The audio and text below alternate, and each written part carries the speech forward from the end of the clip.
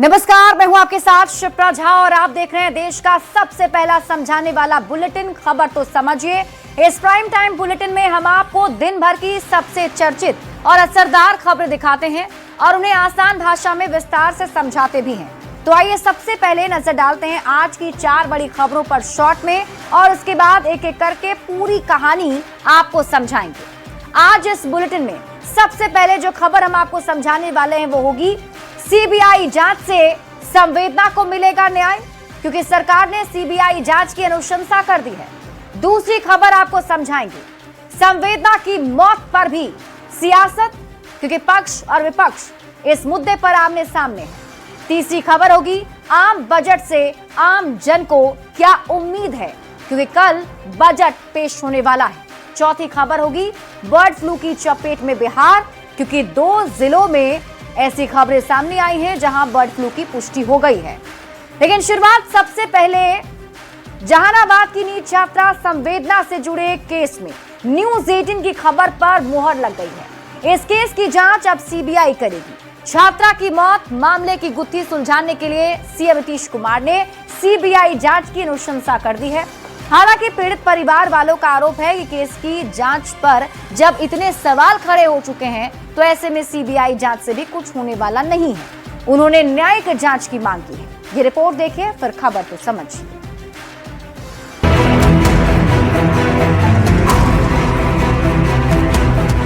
पटना में हुई नीट छात्रा की मौत केस की जांच अब सीबीआई करेगी। नीतीश सरकार की ओर से इसकी सिफारिश कर दी गई है। संवेदना की मौत के 19 दिन बाद एसआईटी की जांच पर लगातार उठ रहे सवालों के बीच कई बार हाई लेवल मीटिंग हुई और आखिरकार सीबीआई जांच की सिफारिश कर दी गई। बिहार के गृह मंत्री और डिप्टी सीएम सम्राट चौधरी ने सोशल मीडिया एक्स पर पोस्ट कर इसकी जानकारी दी है। सम्राट चौधरी ने लिखा, पूरी घटना की पारदर्शी और न्यायपूर्ण तरीके से जांच और सच सामने लाने के लिए सीबीआई जांच की अनुशंसा की गई है। इस पूरे मामले में पुलिस की जांच पर मृतक छात्रा के परिवार वाले सवाल उठाते रहे हैं। पीड़ित परिवार ने शुक्रवार को बिहार के डीजीपी विनय कुमार से मुलाकात की थी, लेकिन बाद में परिवार ने दावा किया कि उन्हें न्याय का कोई ठोस आश्वासन नहीं मिला। पुलिस सब बिके हुए हैं, गड्डी मिला है, हम गड्डी नहीं दे रहे हैं। पुलिस डीएसपी रहे चाहे एसपी रहे। फॉरेंसिक रिपोर्ट चीख के कह रही है कि इसमें ह्यूमन सीमन मिला है और इन हालातों में अगर पुलिस चीफ अगर यह कहें कि यह आत्महत्या है तो यह काफ़ी दुखद है। हमारे पास जो इंसाफ की बची खुची उम्मीद थी आज वो भी ख़त्म हो गई है। हम लोग इस मामले में न्यायालय का रुख करेंगे। शनिवार को संवेदना केस की सीबीआई जांच की अनुशंसा के बाद न्यूज 18 की टीम मृतक के घर जहानाबाद पहुंची। पीड़ित पिता ने कहा, सीबीआई जांच की मांग हमने नहीं की है। सभी साक्ष्यों और सबूतों को नष्ट कर उनके साथ छेड़छाड़ कर मामले को सीबीआई के पास भेजने से कोई लाभ नहीं होगा। पीड़ित परिवार वाले सीबीआई की बजाय न्यायिक जांच की मांग कर रहे हैं। हमारे परिजन के द्वारा सीबीआई का जांच नहीं किया गया है। सीबीआई की जांच की मांग हम लोग नहीं किए हैं और हम लोग चाहते हैं कि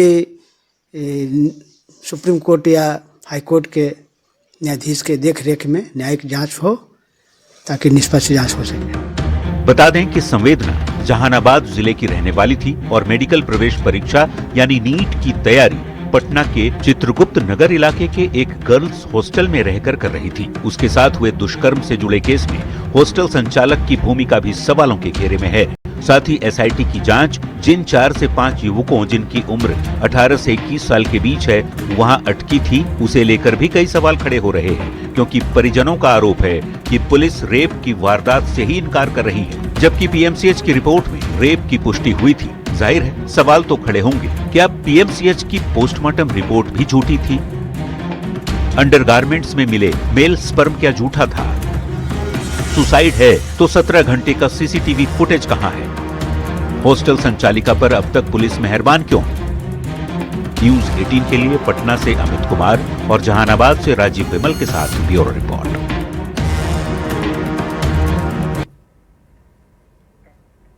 देखिए, पुलिस और एसआईटी की अब तक की जांच में कई ऐसे अनसुलझे पहलू हैं जिस पर सवाल खड़े हो रहे हैं, लेकिन अब यह मामला सीबीआई जा सकता है, ऐसी जानकारी है।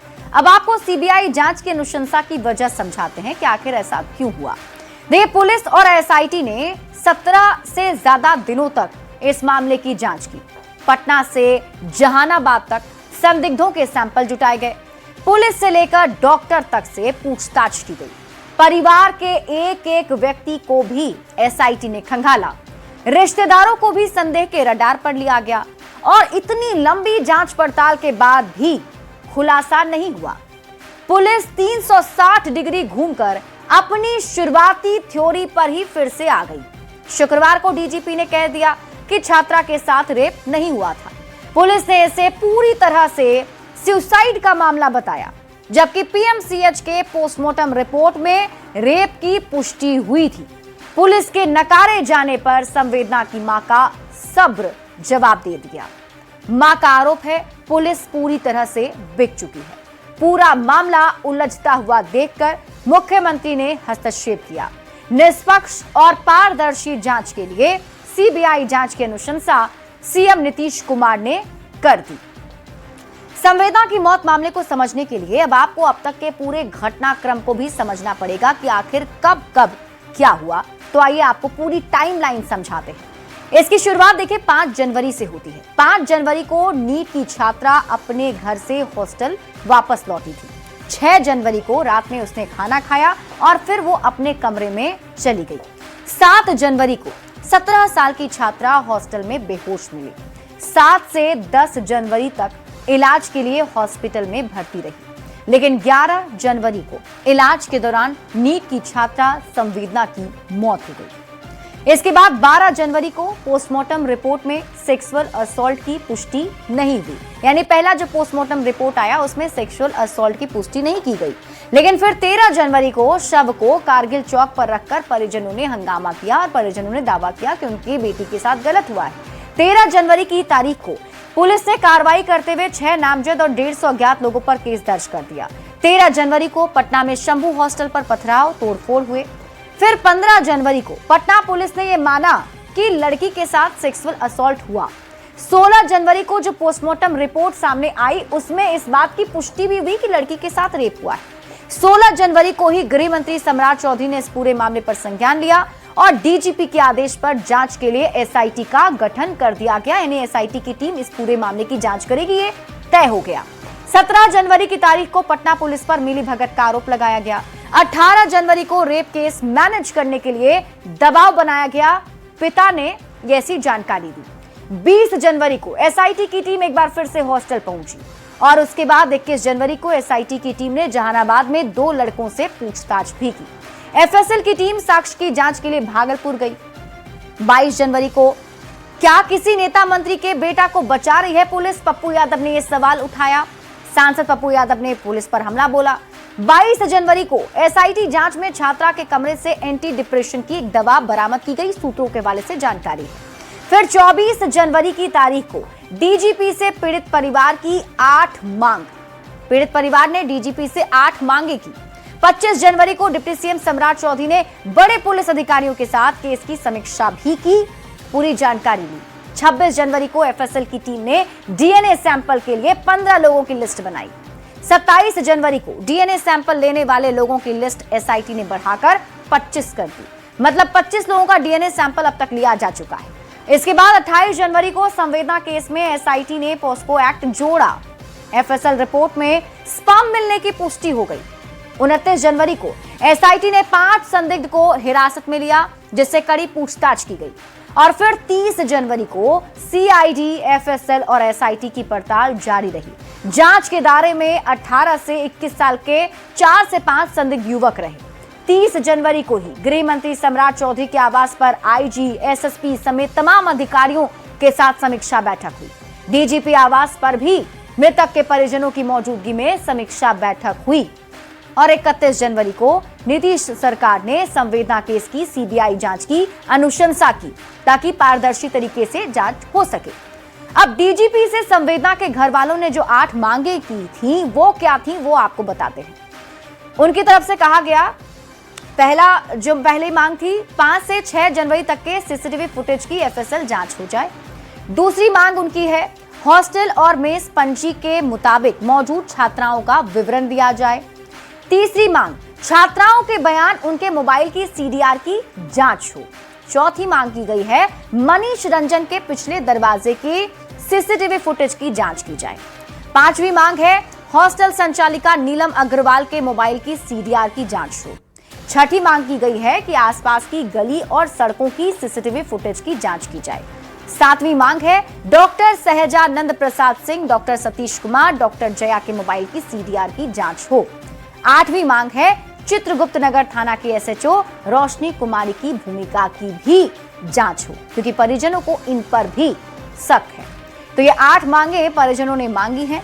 हालांकि पुलिस का अभी भी यही कहना है कि मामला सुसाइड का है। बढ़ते हैं आगे और बात अगली खबर की। संवेदना मौत केस की सीबीआई जांच की अनुशंसा के बाद भी पीड़ित परिजनों ने न्याय नहीं मिलने की उम्मीद जताई है। तो वहीं इस केस को लेकर सियासत भी तेज है। सरकार न्यायपूर्ण जांच कराने की बात कह रही है, तो विपक्ष बिहार पुलिस के साथ ही एसआईटी की जांच रिपोर्ट पर गंभीर सवाल खड़े कर सरकार पर निशाना साध रहा है। ये रिपोर्ट देखिए फिर खबर तो समझिए।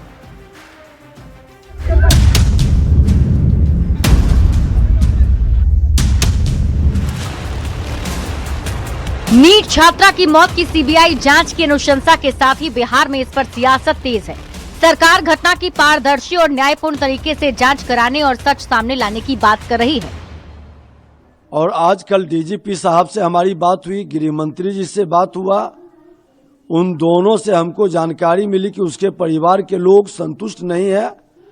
तो हम लोगों ने डिसीजन लिया कि सीबीआई से जांच करा दी जाए और भारत सरकार ने भी इसे स्वीकार किया है।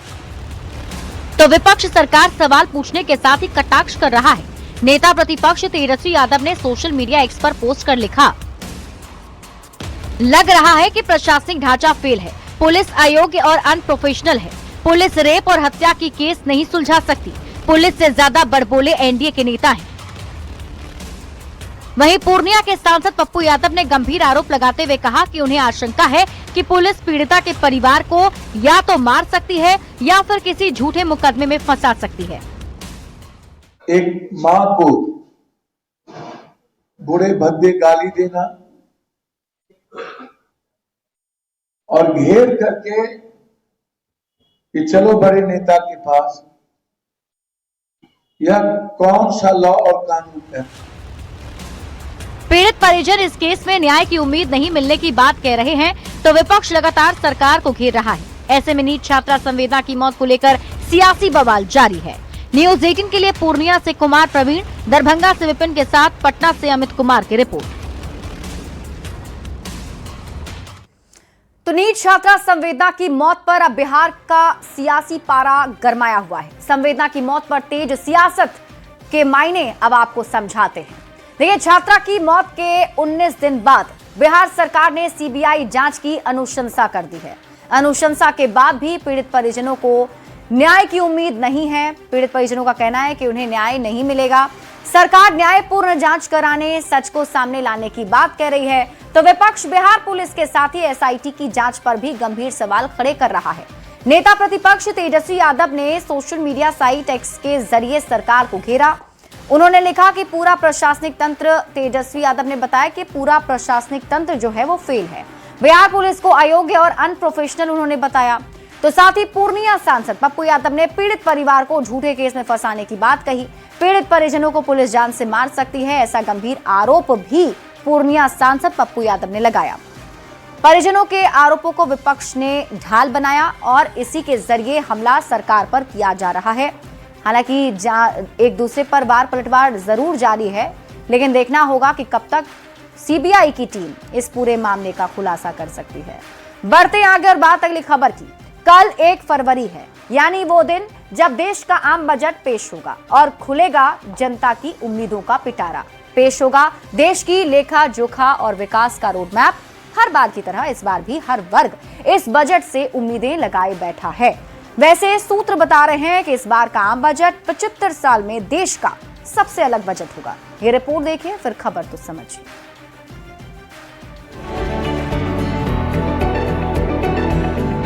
कल यानी 1 फरवरी देश के लिए सबसे अहम दिन, देशवासियों के लिए सबसे जरूरी दिन, क्योंकि कल संसद में पेश होगा देश का बही खाता। वित्त मंत्री निर्मला सीतारमण कल देश का आम बजट पेश करेंगी।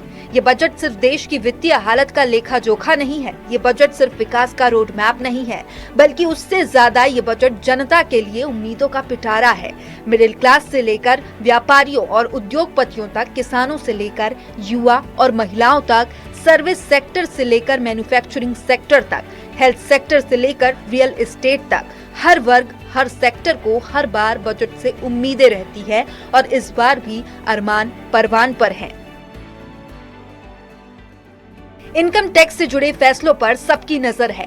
मिडिल क्लास को टैक्स स्लैब से राहत की उम्मीद है। मिडिल क्लास स्टैंडर्ड डिडक्शन में बढ़ोतरी की उम्मीद जता रहा है। बजट से पहले हर किसी की अपनी अपनी उम्मीदें, अपनी अपनी आस है। इन उम्मीदों का जवाब कल संसद में मिलेगा, जब वित्त मंत्री निर्मला सीतारमण संसद के पटल से देश के सामने बजट पेश करेगी। कल निर्मला ताई के बजट भाषण के साथ ही देश के संसदीय इतिहास में एक नया रिकॉर्ड दर्ज हो जाएगा।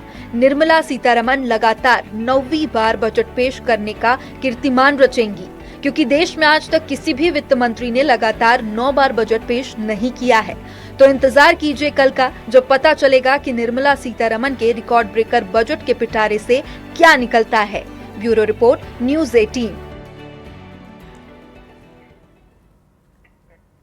तो देश का आम बजट पेश होने वाला है, लोगों की कई उम्मीदें हैं।